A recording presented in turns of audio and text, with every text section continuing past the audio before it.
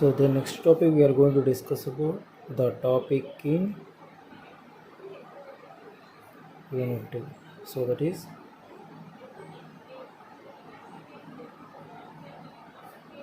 transient analysis. So this is the next topic we are going to discuss. So I think first we are going to discuss about what is meant by transient. So analysis అంటే మనందరికీ తెలిసి ఉంటుంది కదా. So what is mean by analysis. So ఏదైనా మనం ఒక circuit తీసుకుంటే కనుక ఆ సర్క్యూట్ యొక్క కంప్లీట్ బిహేవియర్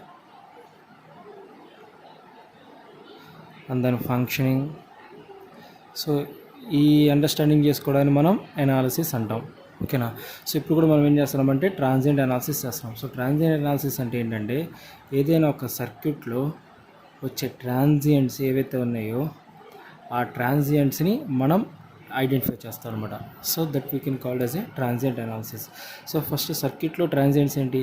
సో ఇక్కడ మన ట్రాన్సియంట్స్ అంటే, so transients we can also called as disturbances. అంటే మనం ఏదైనా ఒక ఎలక్ట్రికల్ సర్క్యూట్ తీసుకుంటే కనుక ఆ ఎలక్ట్రికల్ సర్క్యూట్లో వచ్చే డిస్టర్బెన్సెస్ని మనం టెక్నికల్గా ట్రాన్సియంట్స్ అంటాం. సో ఒక ఎలక్ట్రికల్ సర్క్యూట్లో అసలు డిస్టర్బెన్సెస్ అనేది ఎలా వస్తాయి అది ఫస్ట్ చూద్దాం. దానికోసం మనం ఏం చేద్దామంటే 3 ఎగ్జాంపుల్స్ తీసుకుందాం. సో ఫస్ట్ ఎగ్జాంపుల్ మనకు డైలీ లైఫ్లో వాడేవి, ఒకటి night bulb. Second example tube light. Third example ceiling fan. ఇలా ఒక 3 ఎగ్జాంపుల్స్ తీసుకొని ఈ 3 ఎగ్జాంపుల్స్ బట్టి మన ట్రాన్సియంట్స్ చూద్దాం. సో ఇప్పుడు మనం ఏం చేద్దామంటే ఈ 3 బల్బ్స్ని మనం ఏం చేద్దాం, 3 ఎగ్జాంపుల్స్ని మనం ఆన్ చేద్దాం. ఓకేనా. ఆన్ చేసినప్పుడు దాని పెర్ఫార్మెన్స్ మీరు ఐడెంటిఫై చేయండి. సో ఫస్ట్ నైట్ బల్బ్ని ఆన్ చేయండి. ఏం చేస్తారు, నైట్ బల్బ్ యొక్క స్విచ్ ఎప్పుడైతే ఆన్ చేస్తామో ఇమ్మీడియట్గా మనకి వితిన్ ఫ్రాక్షన్ ఆఫ్ సెకండ్స్లో మనకి నైట్ బల్బ్ అనేది ఆన్ అయిపోతుంది. అంటే దట్ మీన్స్ గ్లో అవుతుంది. సో దాంట్లో మనకి ఏవైనా డిలే ఉందా? ఏమీ డిలే ఉండదు. ఓకేనా. అది ఫస్ట్ ఎగ్జాంపుల్. సపోజ్ ఇప్పుడు మీరు ట్యూబ్ లైట్ని ఆన్ చేశారనుకోండి, ఎప్పుడైతే మనం ట్యూబ్ లైట్ని ఆన్ చేస్తామో ట్యూబ్ లైట్ ఆన్ చేయంగానే స్విచ్ చేయంగానే ఫస్ట్ కొంచెం ఫ్లక్చువేట్ అవుతుంది. కొంచెం ఫ్లక్చువేట్ అయ్యి ఆ తర్వాత మనకి ఫుల్ బ్రైట్నెస్ అనేది వస్తుంది అనమాట. ఓకేనా. అది సో ఈ ట్యూబ్ లైట్లో మనకి ఏమొస్తున్నాయి, ఫ్లక్చువేషన్స్ వస్తున్నాయి. సో తర్వాత మీరు సీలింగ్ ఫ్యాన్ తీసుకోండి. ఓకేనా. సో ఇప్పుడు ఏదైనా మనం ఒక సీలింగ్ ఫ్యాన్ తీసుకొని దాన్ని స్విచ్ ఆన్ చేస్తే కనుక అదేమవుతుంది, ఫస్ట్ స్లోగా రొటేట్ అవుతుంది అండ్ గ్రాడ్యువల్లీ స్పీడ్ ఇంక్రీజ్ అవుతుంది, తర్వాత మనకి మ్యాక్సిమం స్పీడ్కి వెళ్తుంది. ఓకేనా. ఇప్పుడు ఈ 3 ఎగ్జాంపుల్స్ తీసుకుంటే ఫస్ట్ మనం నైట్ బల్బ్ ఆన్ చేసినప్పుడు ఆన్ చేసిన ఇమీడియట్ సెకండ్లో ఇది మ్యాక్సిమం అవుట్పుట్ని జనరేట్ చేస్తుంది. సో ట్యూబ్ లైట్ ఏం చేస్తుంది, మనం ఆన్ చేసిన తర్వాత ఫస్ట్ కొంచెం ఫ్లక్చువేట్ అయ్యి తర్వాత మ్యాక్సిమం ఎనర్జీ ఇస్తుంది, అంటే ఫస్ట్ కొంచెం డిలే అవుతుంది. సో సీలింగ్ ఫ్యాన్ ఏమవుతుంది, ఫస్ట్ స్లోగా తిరుగుతుంది, తర్వాత కొంచెం పెరుగుతూ తర్వాత మ్యాక్సిమం స్పీడ్కి వెళ్తుంది.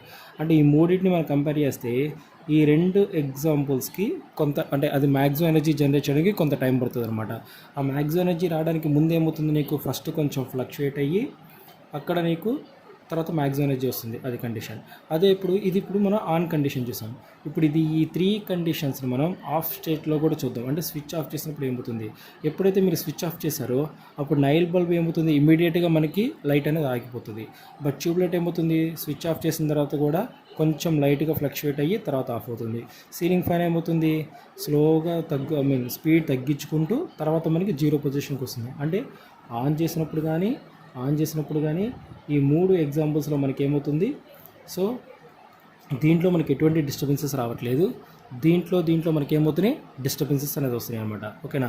ఆ ఇనీషియల్గా వచ్చే డిస్టర్బెన్సెస్ని మనం ఏంటంటే ట్రాన్సియంట్స్ అంటాం. ఓకేనా. సో జనరల్గా ఈ ట్రాన్సియంట్స్ అనేది దేనివల్ల వస్తుంది, ఫస్ట్ కండిషన్ కాజెస్ ఫర్ ట్రాన్సియంట్స్ ఏంటిది,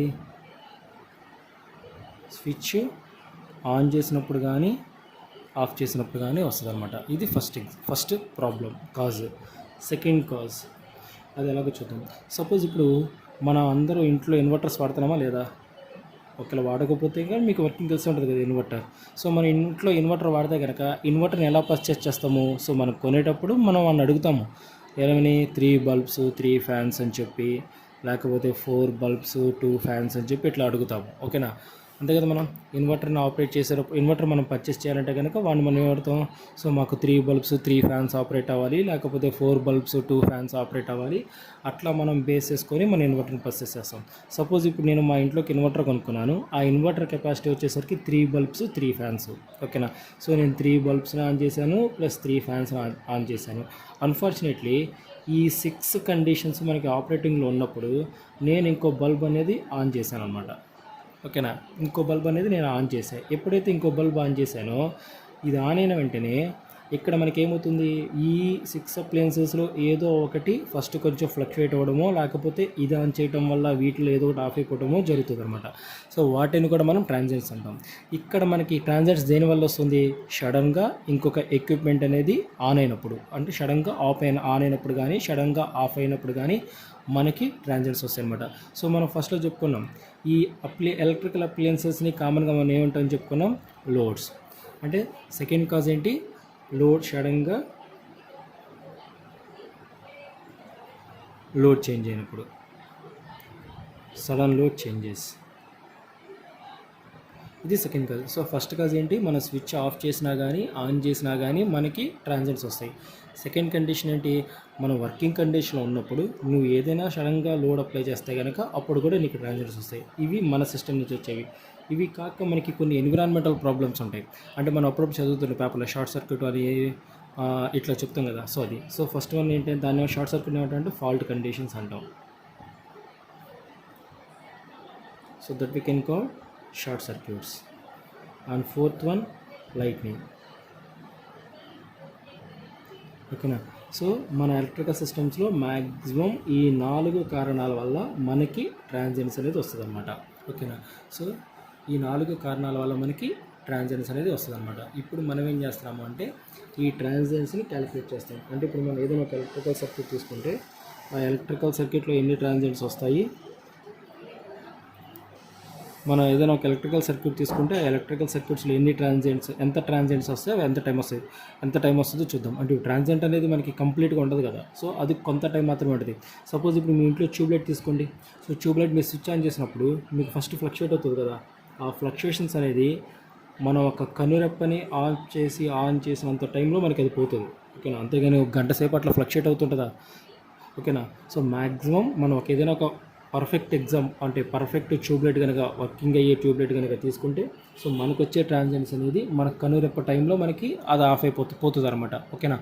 అంత టైంలో వచ్చే ట్రాన్సియెంట్స్ మనం క్యాలిక్యులేట్ చేయాలి. సో దాన్ని మనం ఏంటంటే ట్రాన్సియెంట్ అనాలిసిస్ అంటాం. ఇప్పుడు ఈ ట్రాన్సియెంట్స్ అనేది ఎందుకు వస్తుందో చూసాము. మరి అదే ట్రాన్సియెంట్స్ దేంట్లో వస్తున్నాయో చూడాలి కదా, ఓకేనా. సో అది ఏ టైప్ ఆఫ్ ది సర్క్యూట్స్లో వస్తే చూస్తాము. ఆ టైప్ ఆఫ్ ది సర్క్యూట్స్ కోసం మనం ఏం చేసాము, 3 ఎగ్జాంపుల్స్ తీసుకున్నాము.